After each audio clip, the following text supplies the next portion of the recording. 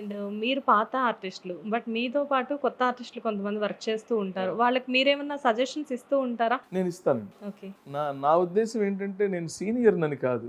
ఆ సీన్ చెడిపోతే హ్మ్. ఆహ్, ఆ కాస్టింగ్‌నే వాళ్ళు పక్కన పెట్టేస్తారు. ఓకే.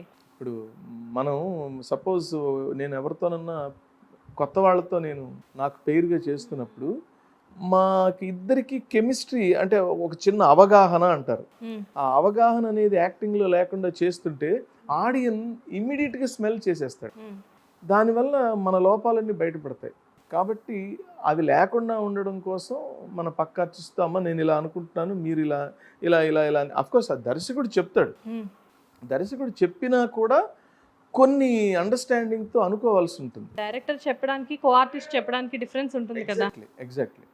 అలా అనుకుని మేము చేస్తే బావుంటాయని నేను ఆ సీన్ బాగా రావడం కోసం చెప్తాను తప్ప, నేనేదో సీనియర్‌నని, పెద్దవాడినని నాకెప్పుడూ మైండ్‌లో ఉండదు. ఓకే. ఎందుకంటే I learn from everyone. Yes. Even నాకు జూనియర్స్ కొంతమందొస్తారు. చాలా ఎక్స్‌ట్రార్డినరీగా చేస్తారు. నేను వాళ్ళని కూడాను నేను అందుకనే వాళ్ళు ఎవరన్నా వీడెవడో బాగా యాక్ట్ చేస్తున్నాడు, ఈ అమ్మాయి ఎవరో బాగా చేస్తుందంటే, వాళ్ళు యాక్ట్ చేస్తున్నప్పుడు నేను మానిటర్ దగ్గరే కూర్చుంటాను. ఓహ్! నేను మా పక్కకి వెళ్ళిపోను. నేనంటే మానిటర్ దగ్గర అంటే వాళ్ళ ఎదురుగానే కాదు. దూరంగా ఉండి అబ్జర్వ్ చేస్తుంటాను. ఆహ్, వాళ్ళు దీన్ని ఎలా ప్రెజెంట్ చేస్తున్నారు. ఇది ఆల్వేస్ లెర్నింగ్ అండి. యెస్. అంటే కీప్ లెర్నింగ్ అంటూ ఎగ్జాక్ట్‌లీ. అసలు ఇంకోటండి ఇప్పుడు ఈ సక్సెస్ వచ్చింది కదా! ఒ ఒక సీరియల్ సక్సెస్ అయిందనుకోండి. నెక్స్ట్ సీరియల్‌లో సక్సెస్ రావడానికి ఏం చేయాలి అంటే మళ్ళీ మనం మొదట్లాగానే కష్టపడాల్సిందే. యెస్. ఆ! అది లేదు మన సీనియర్ అన్ని అబద్ధం అది. ఏ ఏ రోజుకి ఆ రోజే. ఏ షాట్‌కి ఆ షాటే. అండ్ మీరు చాలా ప్రాజెక్ట్స్ చేశారు. నంబర్ ఆఫ్ ప్రాజెక్ట్స్ అవి కూడా మంచి మంచి ప్రాజెక్ట్స్ చేశారు. మీరు చేసిన ప్రాజెక్ట్స్ అన్నిట్లో మీ ఫేవరెట్ ఏంటి? నా ఫేవరెట్ 'దేవత' అని ఒక సీరియల్ చూశాను. అది కూడా నా ఫేవరెట్. అఫ్‌కోర్స్ 'చంద్రముఖి' అందరూ ప్రపంచం మొత్తం మెచ్చిన ఇటీవల మాత్రం అండి నేను మనసా వాచా కర్మణ నమ్ముతూ ఆనందిస్తున్న క్యారెక్టర్ అప్పలనాయుడు అమ్మాయి గారి క్యారెక్టర్. వావ్! అమ్మాయి గారి సీరియల్. రామ్‌జీ గారు. హ్మ్. నేను చాలా కాలం తర్వాత నాకిష్టమైన దర్శకుడు దొరికాడని పరమానంద పడుతున్నాను. వావ్! అసలు సంథింగ్ ఈజ్ గ్రేట్ అనమాట. ఆ వయసుకు సంబంధం లేదు. ఆ మెచ్యూరిటీ ఎక్కడుంటాయంటే ఆయన మమ్మల్ని నమస్కారం సార్ అని ఏదో గౌరవంగా అంటారు కానీ ఆయనకి 2 చేతులు ఎత్తి నమస్కరించాలనిపిస్తుంది ఆ కళాకారుడిగా. Such a great director. ఎంత ప్లీజింగ్. అసలు కళాకారుడి దగ్గర నుంచి ఎలా వాళ్ళ దగ్గర నుంచి నటనని ఎలా బయటికి రప్పించాలి, ఎలా తీసుకోవాలి అన్నది తెలిసిన ఒక అద్భుతమైన డైరెక్టర్‌లో రామ్‌జీ గారు ఒకరు. మీ అంతటి గొప్ప ఆర్టిస్ట్ దగ్గర నుంచి ఎంతోమంది పెద్ద పెద్ద డైరెక్టర్స్‌తో మీరు వర్క్ చేశారు. మీలాంటి వాళ్ళ దగ్గర నుంచి ఆయన అంత అప్రిషియేషన్ తీసుకోవడం అంటే అది మామూలు విషయం. ఆయన అంటే నాకు చాలా నేను చెప్తున్నాను కదా! I'm thrilling.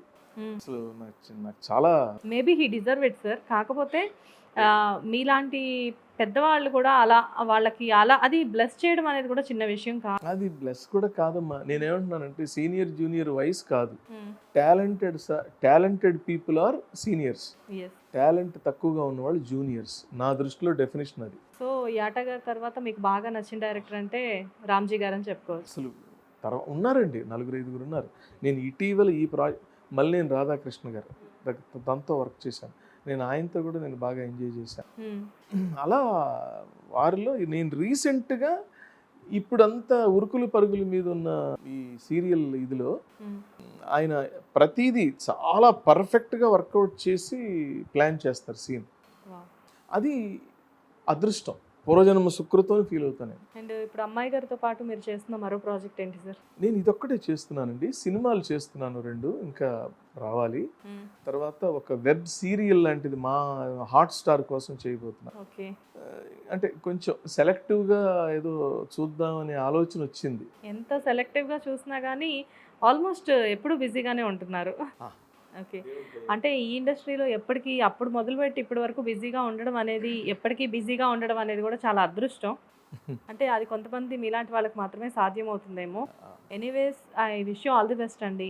'అమ్మాయి గారు' సీరియల్‌లో చాలా మంచి రోల్ మీకు దొరికింది. అండ్ చాలా రోజుల తర్వాత గుర్తుండిపోయే రోల్ ఇది. అండ్ ముందు ముందు కూడా మరిన్ని ప్రాజెక్ట్స్ చేయాలి. ఎప్పుడు ఇలానే బిజీగా ఉండాలి అని చెప్పేసి ఒక ఫ్యాన్‌గా నేను సక్సెస్‌ఫుల్‌గా మీరుండాలి అని చెప్పి కోరుకుంటున్నాను. Thank you so much. Thank you so much.